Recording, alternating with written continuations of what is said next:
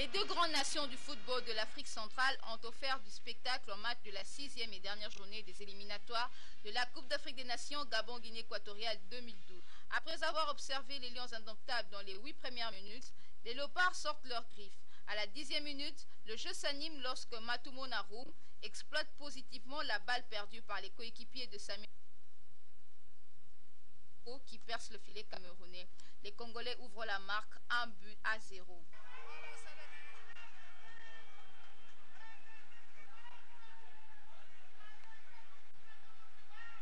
Voilà, c'est Alain Kalitukadioko qui vient de marquer à la 10e minute de jeu. On va revoir ça au ralenti. Alors là, ce sont les Congolais qui récupèrent avec Cédric Mongongu. Cédric Mongongu qui va revenir, qui va récupérer ses ballons. Qu'est-ce qu'il va faire, Cédric? Qui va ouvrir le ballon sur cette tête camerounaise. Le ballon est récupéré par Matumona. Matumona regarde une petite bichenette sur Kalitukadioko. Frappe en force. Le gardien Kameni renvoie les ballons fond de filet. République démocratique du Congo 1. Cameroun 0. Je pense que fois ça, c'est un tir puissant. Les gardiens camerounais ne pouvaient pas faire autrement. Mais il fallait surtout apprécier la passe qui vient de Matumona, qui avait bien vu la position. La joie du public fut de courte durée, car 7 minutes plus tard, Alexandre Sonk met le ballon en profondeur pour Samuel Eto'o qui égalise devant une défense perméable. À la 17e minute de jeu, ah oui, ils étaient distraits.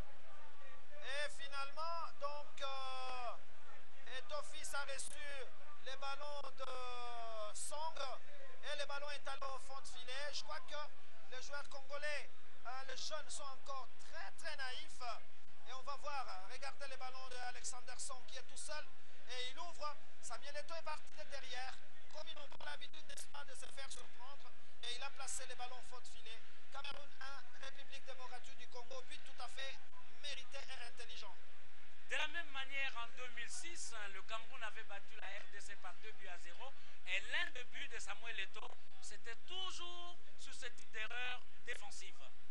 Bokese Gladys doit être vigilant et ne pas être distrait. Il doit savoir que derrière, il peut surgir un Camerounais. Le Camerounais vont récupérer les ballons. Alexander Song, attention, il va repartir. Belle sortie là du gardien. Ah, ça a failli être le deuxième but de Camerounais. La défense congolaise. Maintenant, ils commencent à ne plus utiliser les ailes, mais ils utilisent tout simplement l'axe où l'on trouve le libéraux et le stopper. Voilà encore un ballon manqué, heureusement, récupéré par Poto Trésor qui a fait une mauvaise passe. Kassusula. Kassusula, il faut calmer le jeu. Les Congolais vont repartir. Matumo Naroum aux prises avec Eyong. Et c'est une faute, donc coup franc pour les Congolais. Rapidement joué. Ballon de Lema. Lema qui va jouer avec Tcholola. Pour revenir, Alain Kalitukadioko, qu'est-ce qu'il va faire? Il cherche. Il revient sur Tcholola. Il faut bien contrôler le ballon et surtout ne pas le perdre. Bokese Gladys, qui est le libéraux aujourd'hui de cette équipe nationale. Lema. Voilà. Une passe complètement à manquer. Bon, ça s'arrive, hein. Il est encore très jeune. Lema qui joue à Shark. 11 au championnat de Kinshasa. À un but partout, la bataille est serrée entre les deux adversaires. Tout est à reprendre. Expérience camerounaise et talent congolais visent tous les perches. Pourtant, l'occasion se présente pour les Congolais à la 23e minute avec le penalty accordé pour une faute sur Putuma Bitrésor. Malheureusement, Matumo Naroum échoue devant le gardien camerounais. Ah oui, c'est dommage. Ah oui, Matumona qui rate. Matumona rate le penalty. Le penalty ne se joue pas comme ça quand même dans un match sérieux. Matumona, c'est la deuxième fois que ça lui arrive dans l'équipe nationale. Vous vous souvenez encore victoire de 2008 contre l'équipe de Malawi. Il a joué en 2 temps après l'avoir manqué. Et je me souviens, cette fois-là, c'était toujours Mputu Trésor qui avait provoqué le penalty et qui lui-même avait refusé de le transformer. Voilà, donc on est toujours à un but partout. Néanmoins, les Congolais ne baissent pas les bras. Dans un beau mouvement technique, Deo Kanda, servi toujours par Matumo Narum, bat Idriss Carlos Kameni à la 39e minute et permet à la République démocratique du Congo de dévancer le Cameroun. C'est le score à la mi-temps 2-1.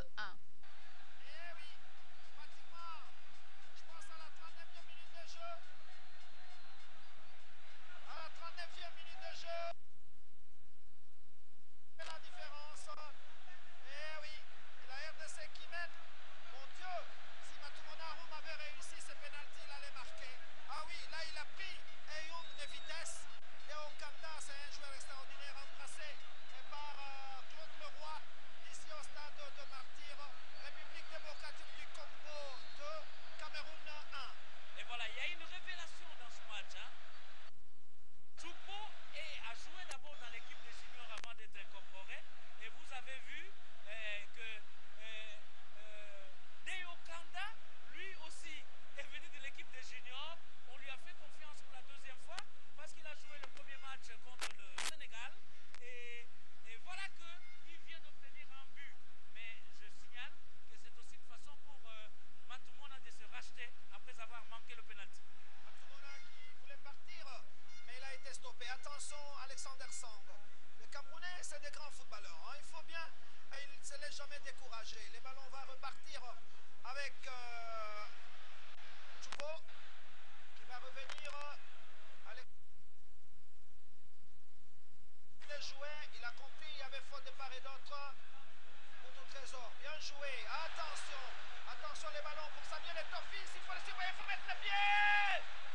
Ah oui, voilà le style des grands joueurs. Il est resté les mêmes. Samuel Eto'o, il est resté les mêmes, ce garçon. Il est extraordinaire avec quelle feinte pour Samuel Eto'o.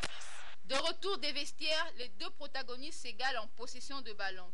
Le patriotisme trône sur le végétariat de Samuel Eto'o. À la 62e minute, l'expérimenté Tcholola dégage in extremis le coup de tête de Samuel Eto'o en voie d'un but. Et c'est la pression qui naît du côté des Camerounais. Pression qui en et Young. Puis en l'espace de 4 minutes, les Lions indomptables imposent leur supériorité technique et tactique. À la 74e minute, Mathieu Ando Chombuta accroche la République démocratique du Congo au marquoir, 2 buts partout. Voilà, c'est l'égalisation. Eh oui, l'égalisation. Ah oui, tout le monde était discret. Et c'est le numéro 10, Djonko, qui obtient cette égalisation à la 29e minute de jeu. Ah oui, 2-2 ici au stade de Martyr. Djoko qui venait de remplacer Djemba Eric. En attendant d'ailleurs que Ekeke avec Keke, le numéro 17 naïf. Ah oui, il fallait les surveiller, mais maintenant il y a un joueur qui reste touché. Je ne sais pas, y a-t-il une faute? Je ne peux pas le dire. Fois ça, mais toujours est-il que le but a été validé. Le but est validé. C'est comme si je jouais au prophète. J'étais en train de dire que la pression camerounaise allait vraiment dans le centre se concrétiser par un but. Et c'est ce qu'on vient de vivre parce que la défense congolaise à un certain moment a trop subi. Le but victorieux signé par Eric Maxime Choupo-Moting arrive à la 78e minute sur une erreur monumentale de la défense congolaise. Au finish 2-3.